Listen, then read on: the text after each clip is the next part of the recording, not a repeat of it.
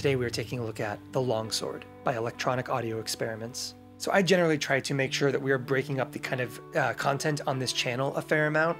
I try not to stack too many reverbs in a row or delays or drives in a row. I like to kind of throw a wide net for the kind of effects and tools that we cover on this channel. So I was hoping to do kind of like a reverb or a delay this week here on the channel, and then the Longsword came into the studio and I became irrevocably obsessed with it, and I felt like I had to do the video and I had to get on camera and talk about it and showcase it, or else I was going to drive the people in my life insane. This is The Longsword by Electronic Audio Experiments, and it is a distortion pedal that might be the single greatest example of the sound in my head being translated into a drive pedal. A little bit of background, I generally play either very, very clean or pretty heavy when it comes to guitar. I don't do a lot of low mid gain. I've been doing more of it recently, but when it comes to kind of writing something that I would generally write, genres that I really like, guitars tend to be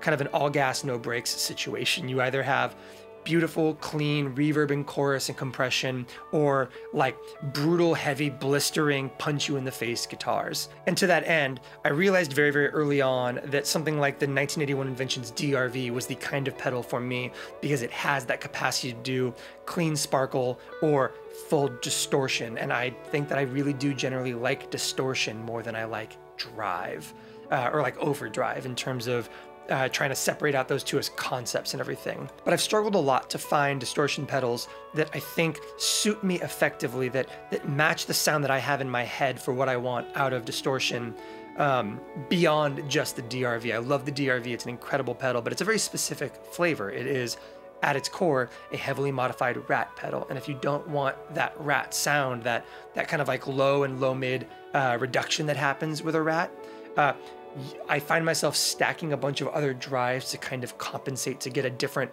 heavy sound, but something a little bit thicker or whatever. Enter the Longsword, and this is kind of the sound in my head. Heavy guitar tones that aren't muddy, big soaring leads that don't sound like they're from the 80s. This thing does so much. The boost circuit on this thing absolutely brings this thing to life too. It adds clarity.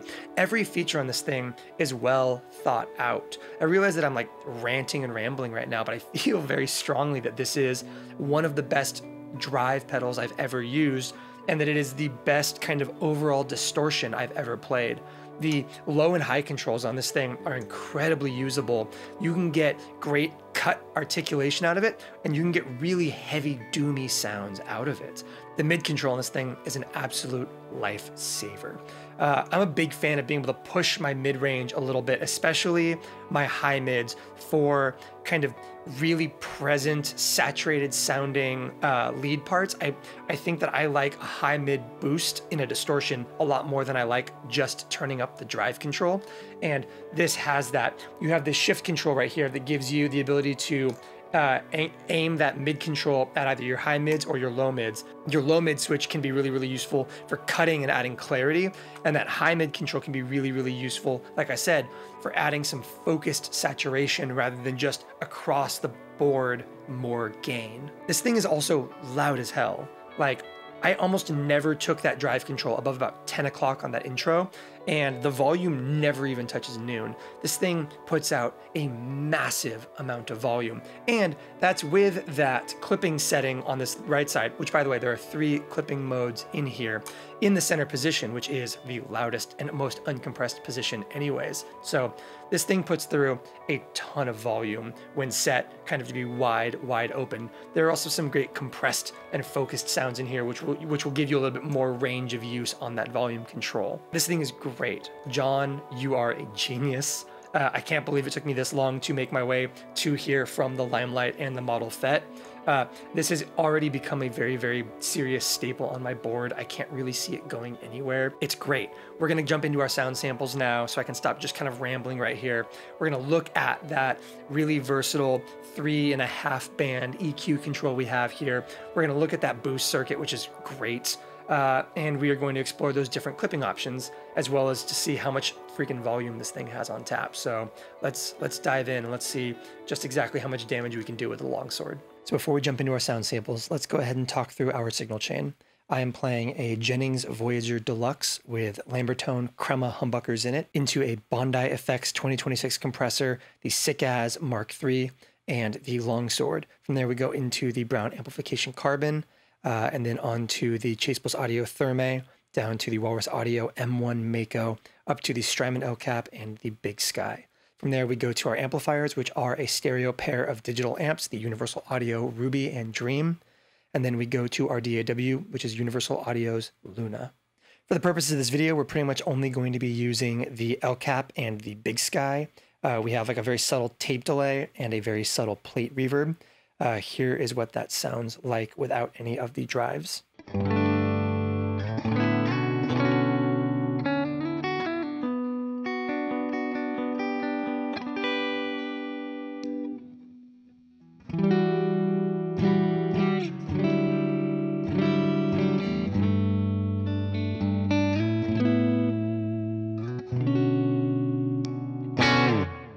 So we're going to divide the longsword up into a few different sections in this video. We're going to start by taking a look at the volume and drive, kind of starting from 0 and seeing how much is on tap.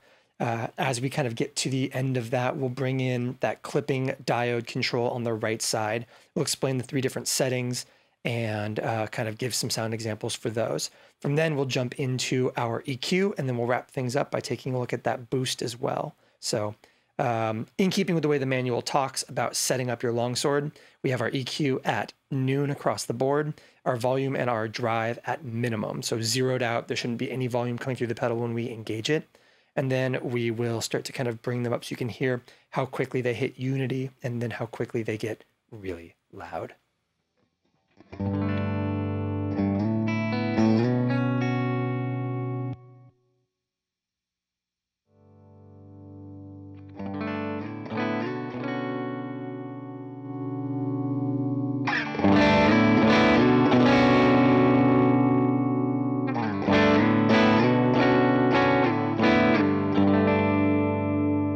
So we talk about volume and how loud this pedal gets, how quickly it gets it.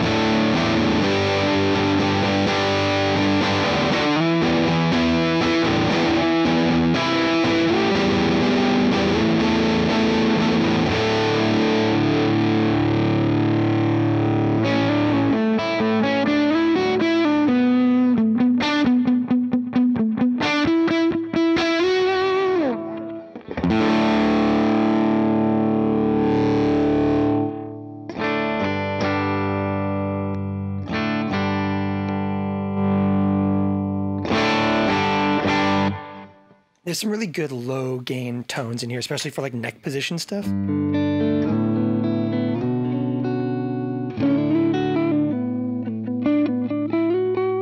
you take that drive way far down and kind of use it more for the volume side. But again, it's almost impossible, in my opinion, to really push a lot of volume, or I should say from my rig specifically.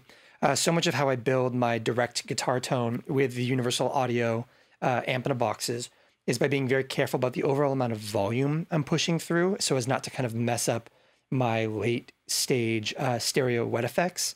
But I do love the way that the Universal Audio and Dream react to clipping ahead of it in general, which is why something like the Longsword is great, especially when you keep it kind of under control in terms of volume, but not in terms of clipping, because I love how incredibly angry this pedal gets.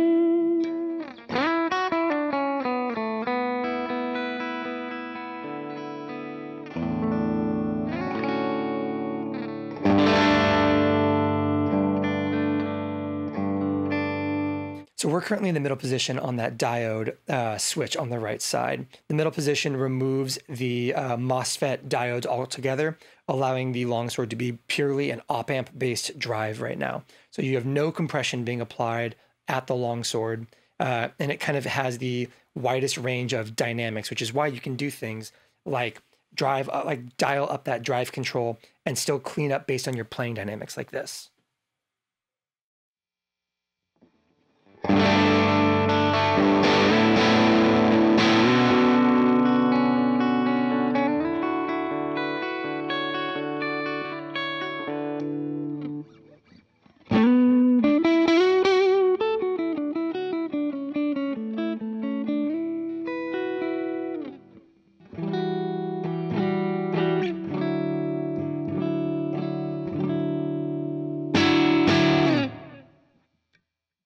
If we jump to the up position, you have medium compression via those MOSFET diodes, which will kind of help create smoother clipping transitions from clean to dirty. So let's go to that and kind of play with that gain structure a little bit and see how that sounds, especially when you start to push the pedal a little bit harder.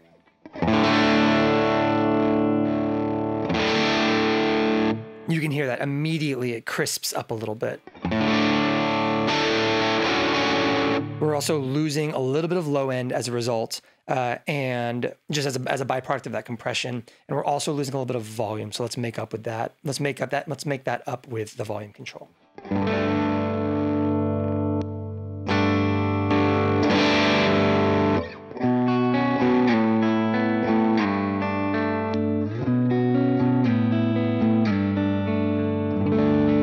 So you can hear immediately our ability to kind of clean up with playing dynamics does diminish a bit.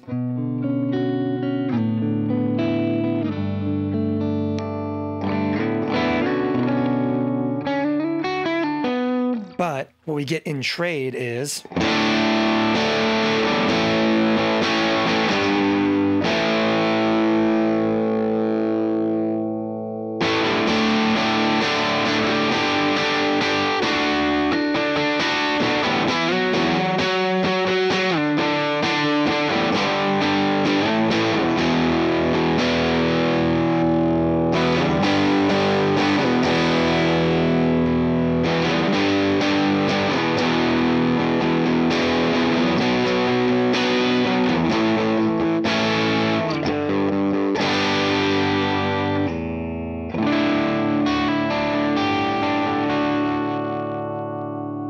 for like really focused, especially kind of power chord or rhythm stuff.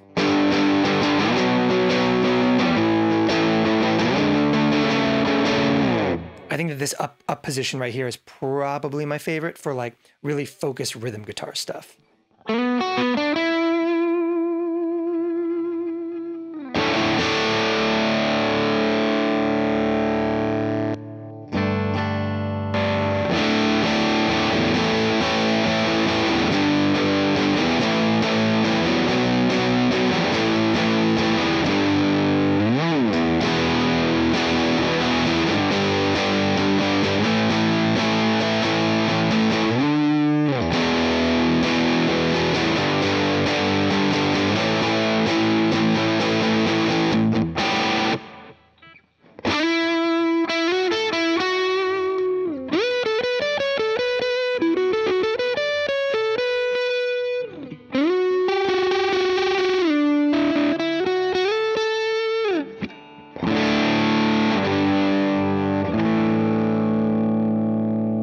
if you really pull back those playing dynamics like that, really kind of soft, barely using the pick, you get some really cool textural hair stuff, which I like.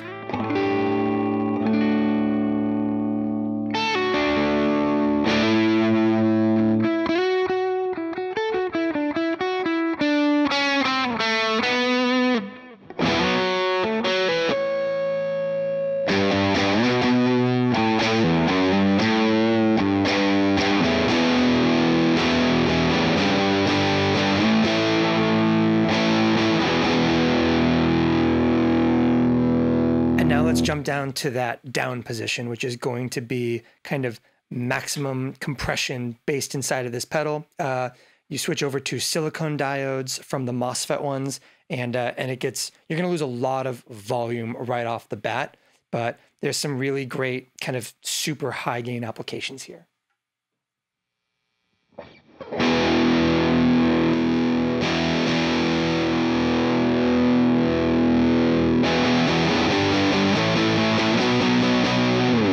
I would call this probably the most, gosh, I don't know, maybe modern sounding clipping diode or clipping setting in the longsword. It's going to sound the most kind of modern high gain versus kind of like an old saggy amp or something like that. I find that I use this setting the least out of all of them, but I think that's mostly because that volume drop kind of throws me through a loop every time. But if we dial it up properly, it actually ends up sounding really focused. It cuts some of that low end again because of the way that compression is being applied in these silicone diodes. But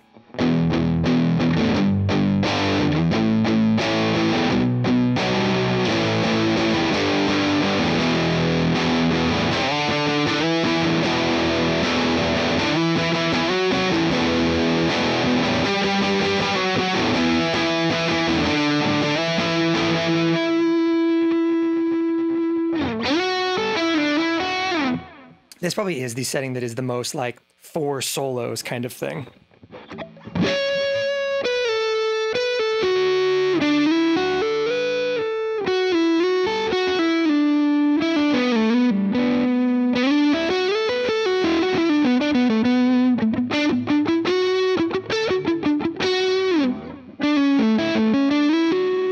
Has that really like violin, almost fuzz tone to it.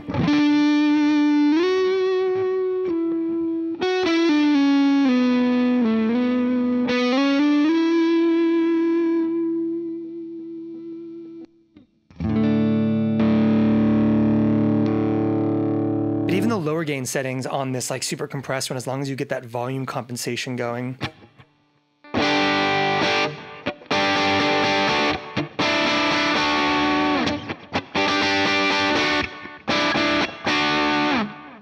that Michael Jackson? Is that what that is?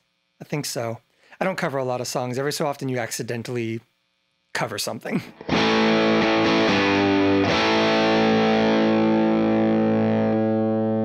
Yeah, that kind of compressed silicone thing really is great for low gain, but focused gain. Kind of like almost some of your more like pop punk.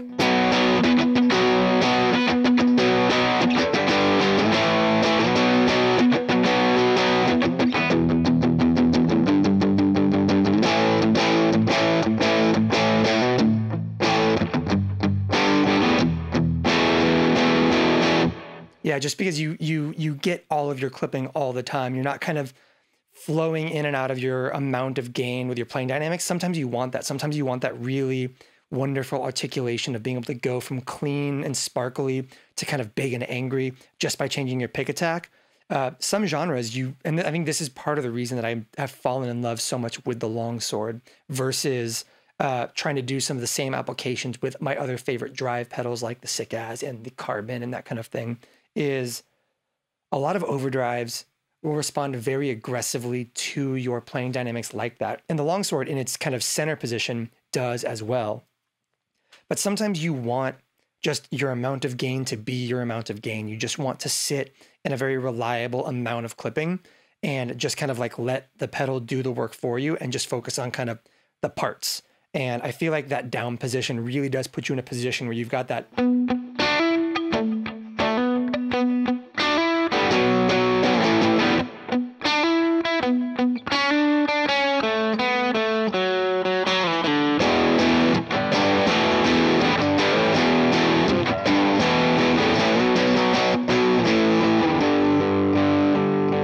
Even right there, like playing super like soft and gentle, and you're still getting that clipping. Whereas if I went back to that center position, this would clean up way more than it does.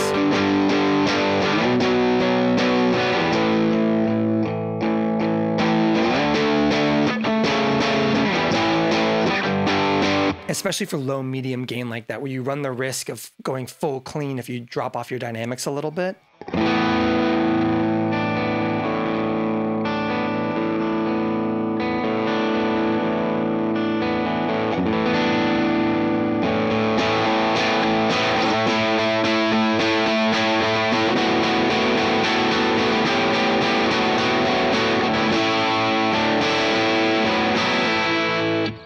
That's also going to be the most wall of soundy of all the settings in here. Let's max this one out really quick just to kind of see how it sounds.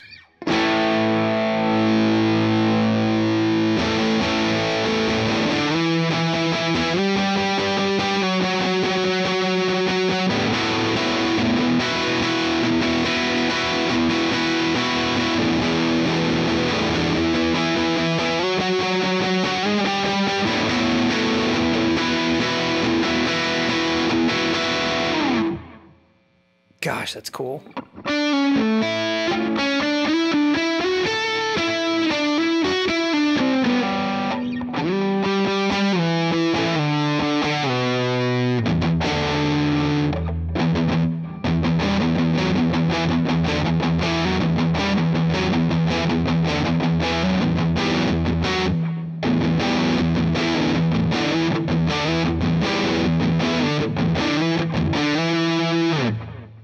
Yeah, that's going to be the most kind of modern high gain in a pedal. And what's amazing is having access to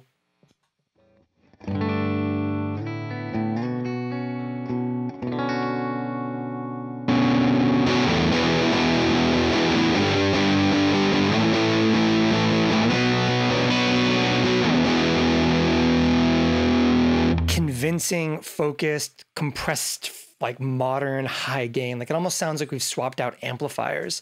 Like it's to me, it sounds almost like we're still at a flat EQ, but that gain staging, the fully dimed, super compressed silicone clipping in this thing fundamentally changes the character of the fact that we've got an AC30 and a deluxe reverb as our amplifiers.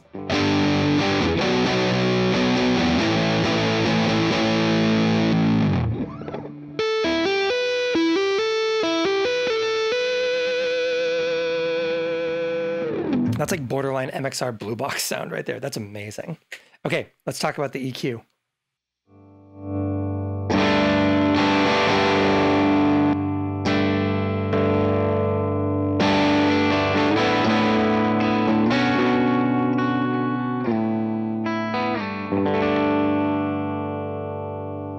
Again, the EQ in this thing is just like the gain structure and the clipping, incredibly versatile, and will give you a very wide variety of sounds. We've switched back to that center position on the diode switch. We're going to no MOSFET or silicone compression or clipping happening. This is purely just the longsword in op-amp mode.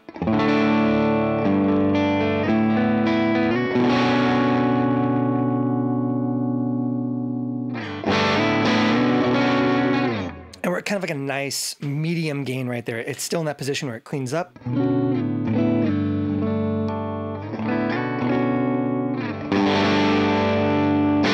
And gets kind of gainy by comparison to what we've heard so far, not that gainy. And the reason for that is because the mid-range control will get really interesting in a second. But let's start by talking about our lows and our highs. Let's go ahead and start with that low end control to kind of showcase how you can create some really heavy, doomy stuff or add some extra articulation for your guitar parts. Same thing with that highs for sparkle and presence or for taming some harshness as you push more gain through. And then we'll play with the two of them together to kind of showcase how you can create almost like a mid-scooped modern guitar sound without changing your mid control, just by pushing your lows and your highs so that they begin to leave your mids behind without having to actually cut mids.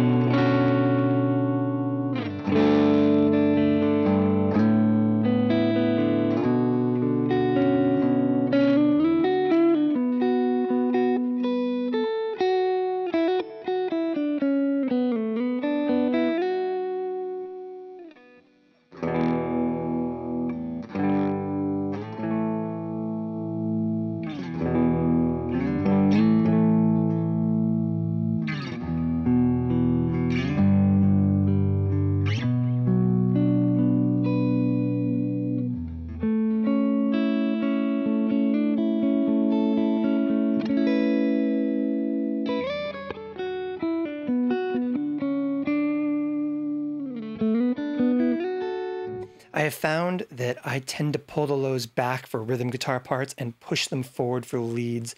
I think the way that that low end is shelved and kind of tuned on this pedal is really, really useful for higher notes and giving it a little bit more body.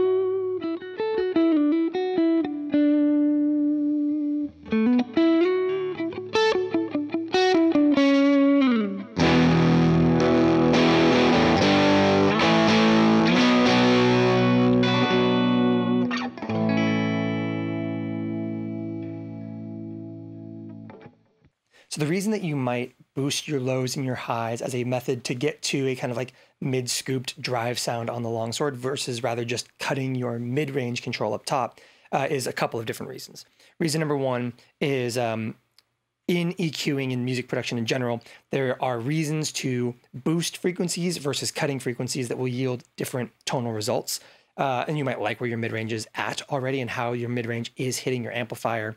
And don't want to adjust that, but still want a more mid-scooped overall character.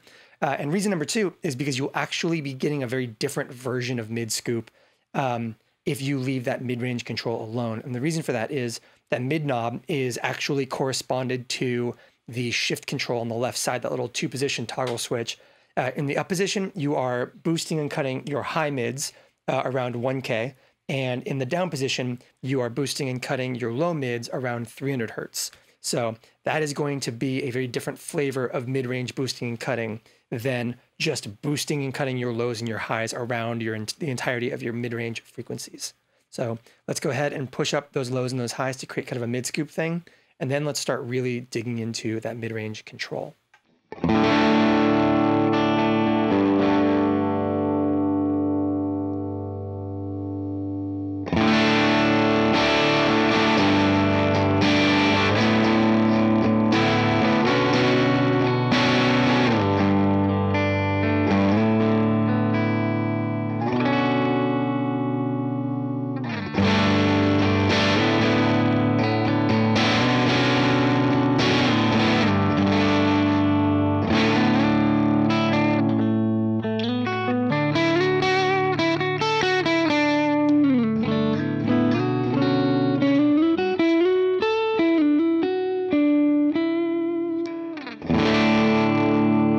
Conversely, you could actually dial back those lows and those highs to create a mid-present forward sounding longsword, but without having to focus specifically on low or high mids in particular.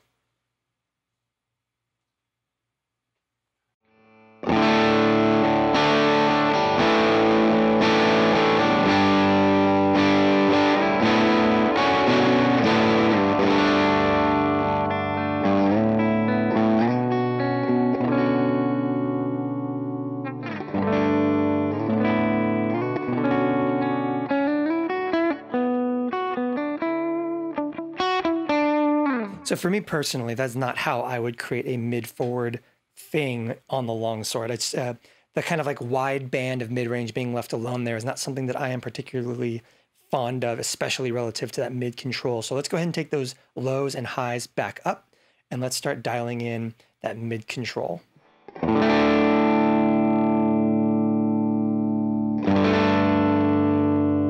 So we're in the up position, which means we are going to be boosting and cutting about 1K for high mids.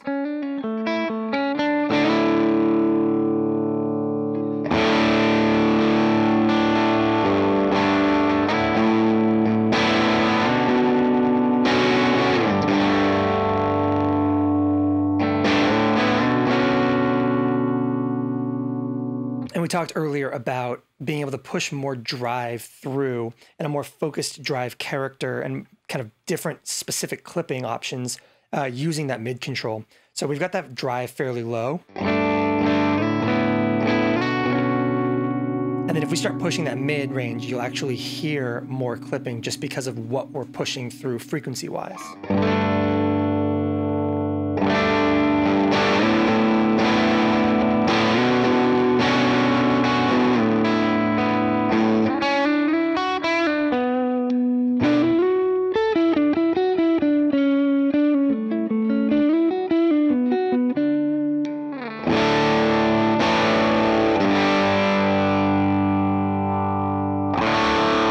Oof, there's that 1K. That's like honky.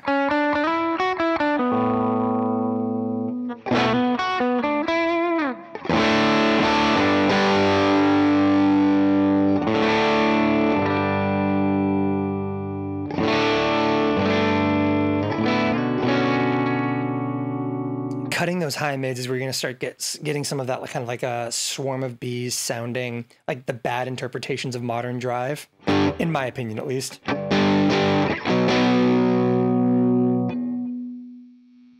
Let's go to our like modern high gain sound.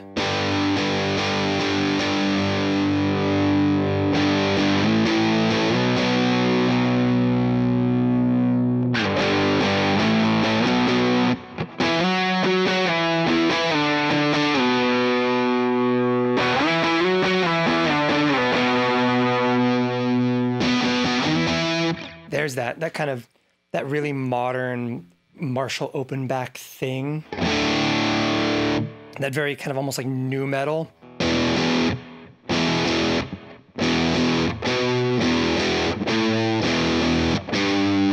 mean, I see the value there. You could really push that low end forward and get kind of some classic, almost death metal tones.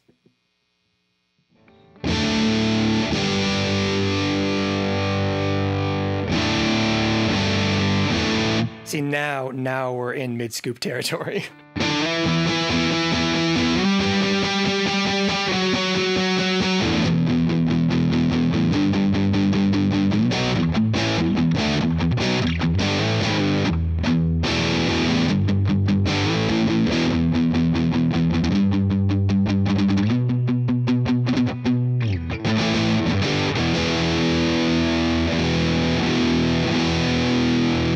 Again, we said this earlier, but imagine changing the character of your amp this dramatically.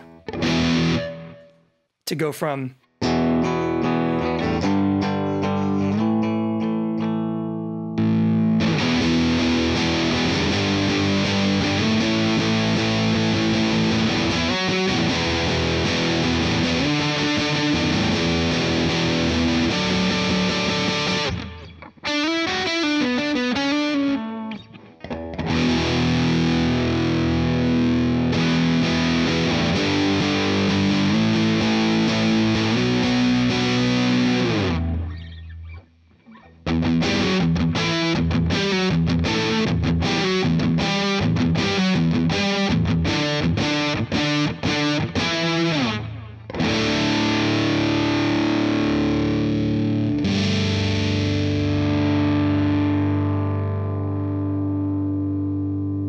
again, for me, this is more of the sweet spot.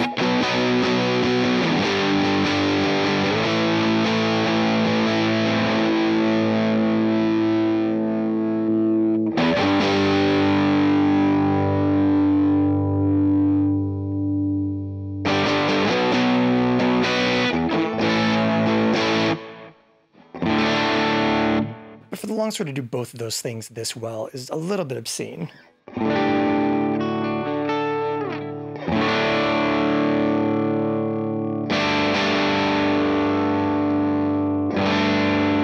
Okay, now let's look at that low mid thing, which again, we're gonna wanna go back to some of those super modern high gain sounds because the low gain cut ability actually gives you kind of the more intentional version of that low mid scoop that gives you clarity as opposed to kind of, you know, bad Nordic death metal jar of bees tones.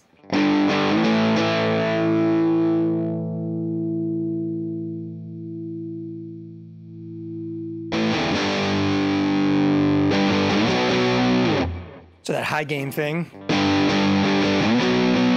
And let's put some more low end. Let's say we want like a really beefy, giant sounding rhythm guitar part.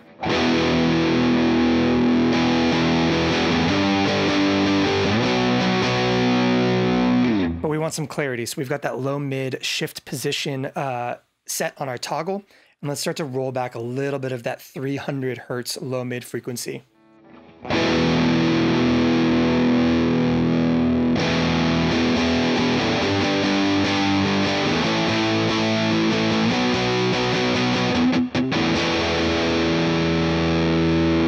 Again, if we were pushing that frequency,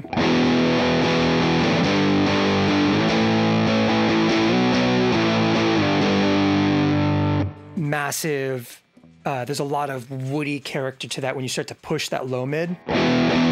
We'll boost it really hard in a second so you can kind of hear just how out of hand it can get.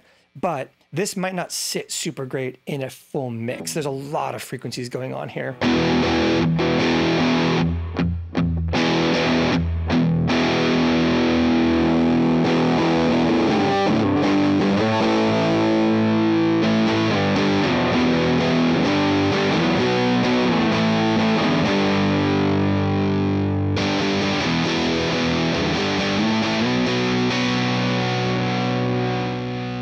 Obviously, if you zero it, you're going to lose all the body of that guitar.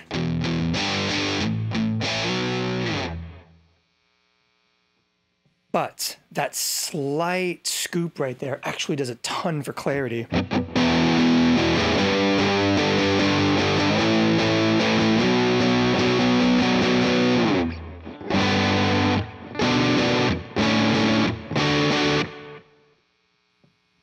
I especially like it from slightly more complex chords in a high gain environment. Something like switching from your power chords over to now playing, instead of just playing like a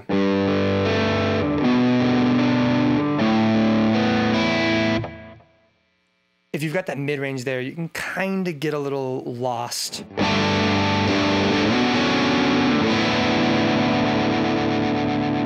A tiny bit of scoop right there.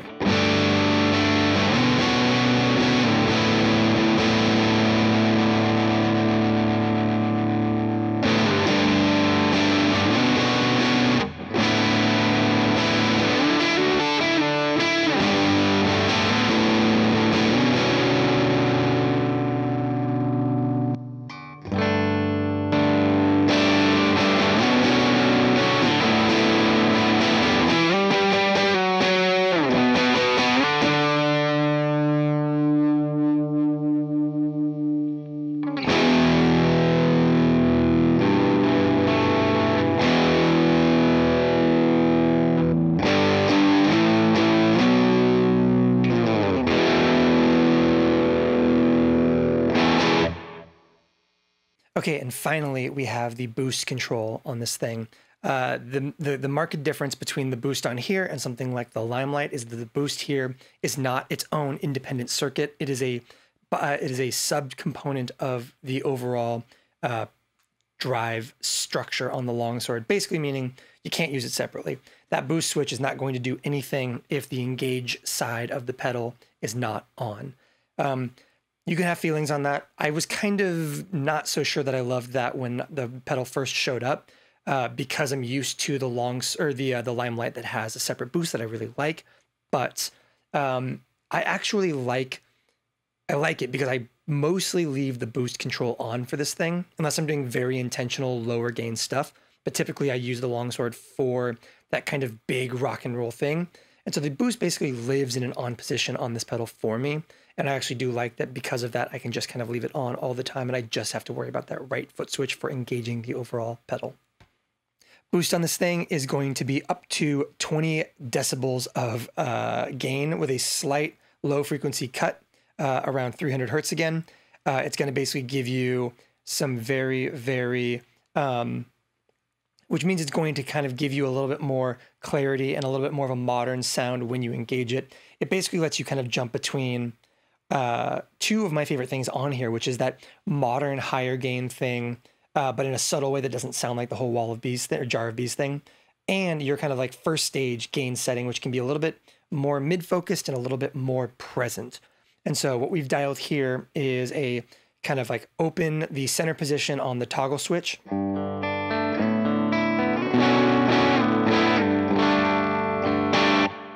Kind of like low gain setting, a little bit more vintage sounding because we're pushing a little bit of that kind of like high frequency or high mid frequencies. And then when you bring in that boost, you immediately start getting more volume. Even with the boost at minimum, there's no setting on it. If it's engaged, it's doing some amount of boosting and some amount of 300 hertz cutting.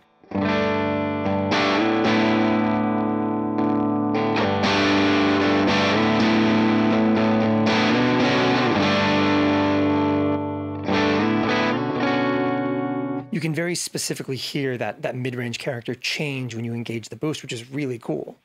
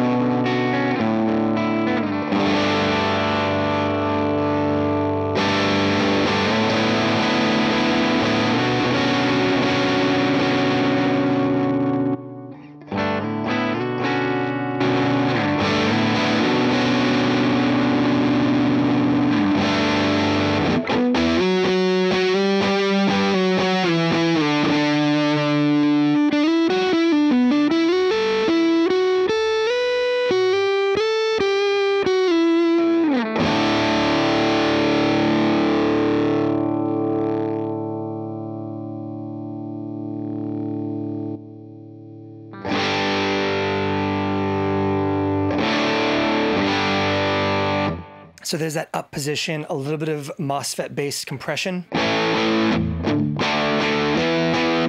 Has kind of a cool, it's a higher gain thing. I'm pushing a little bit of that mid-range still. It's still giving us a little bit of that more vintage tone. And then you bring in that boost, and it not only provides a lot more saturation, but it also, like I said, it doesn't just modernize it in terms of saturation amounts, but also in terms of EQ character, which is so fascinating.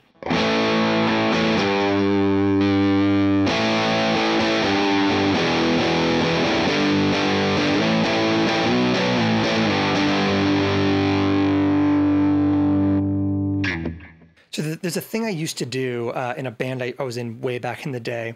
Apologies for the quick little like story time tangent. I'll make it brief. One of the things that I really loved doing for this heavier band that I was in was I was playing a Orange Tiny Terror as my main guitar amp, and I would run as an always on in front of it a Tube Screamer with the gain at 0. And the idea was just that I was adding this tiny bump of saturation. Like it was giving me just a little bit of volume, but some very focused mid-range presence that was just creating a slightly different character to the amplifier. And I feel like the boost circuit in this is a one knob version of what I loved about that, but done better. So like even with that boost at 0, we've got like a nice kind of modern, like a great already angry rhythm guitar tone, and then you can just kind of inject it slightly.